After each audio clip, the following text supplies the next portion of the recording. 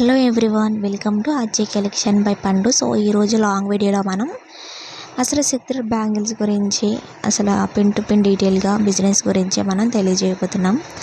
So ఈ business సిరీస్లో మనం పార్ట్ 1 పార్ట్ 2 కింద నేను చెప్తానండి. సో పార్ట్ 1 అనుకోండి ఇది. ఈ పార్ట్ 1లో అయితే మనం బిజినెస్ సిరీస్లో బిజినెస్ అనేది ఎక్కువ ఇన్వెస్ట్మెంట్ పెట్టకండి. సో నేను అలా పెట్టి చాలా మోసపోయాను.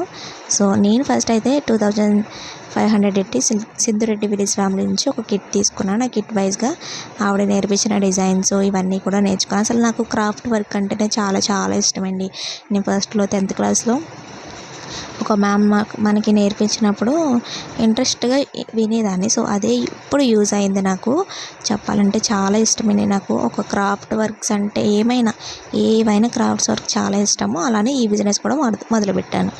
ఈ మొదలుపెట్టిన సిరీస్లో నాకు ఫస్ట్ అసలు మనీ డాడీ ఇచ్చారండి. సో మా డాడీ ఇవ్వడం వల్ల నేను ఆర్డర్ చేసుకుని మేకింగ్ చేశాను. సో ఫస్ట్ ఆర్డర్ వచ్చేసి నాకు ఒక డాక్టర్ నుంచి ఒక సిస్టర్ అయితే ఆర్డర్ చేసుకున్నారు. వాళ్ళ వైఫ్, డాక్టర్ వాళ్ళ వైఫ్. సో ఆవిడకైతే మేకింగ్ చేసి ఇచ్చాను. చాలా బాగుందన్నారు. సో అలా నాకు ఇంట్రెస్ట్ పుట్టింది. ఇంట్రెస్ట్ పుట్టి నేనేం చేశానంటే ఇన్వెస్ట్మెంట్ ఎక్కువ పెట్టేసుకొని, నాకు అసలు ఏ బేసిక్ ఏం మెటీరియల్ ఉంటుందో తెలియదు.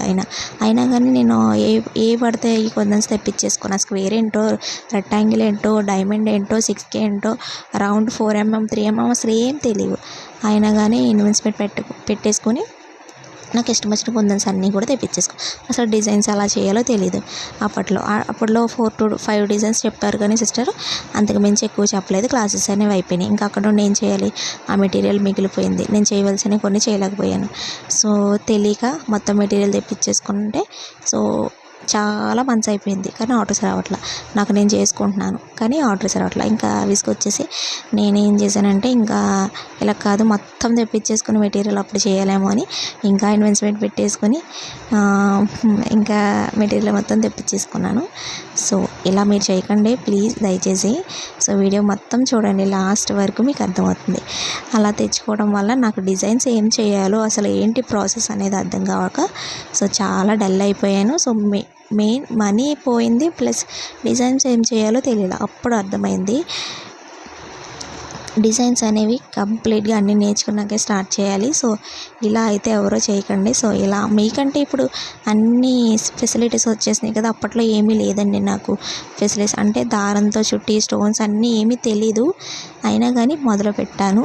సో అలా మొదలు పెట్టకుండా మీరు పిన్ టు పిన్ నేర్చుకోవాలనుకుంటే కనుక ఒక 1 month 2 months 5 months నుంచి కూడా చూసుకోండి, నేర్చుకోండి. ఇవన్నీ నేర్చుకున్నాక అప్పుడు మీకు ఏమైనా చేసుకోవాలి, పిన్ టు పిన్ అర్థమైంది అనుకున్నప్పుడు బిజినెస్లోకి దిగండి. ఇన్వెస్ట్మెంట్ అనేది పెట్టుకోండి.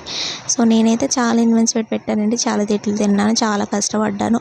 2.5 years అయ్యింది. అయినా కానీ ఆర్డర్స్ రాకపోయేసరికి చాలా డిసప్పాయింట్ అయ్యాను. సో అప్పటి నుంచి ఇంకా నేను ఇది కాదు, ఇంకా లైవ్ చేయాలి అని లైవ్ స్టార్ట్ చేసిన కాడ నుండి ఇంకా ఆర్డర్స్ మొదలెట్టినాయి.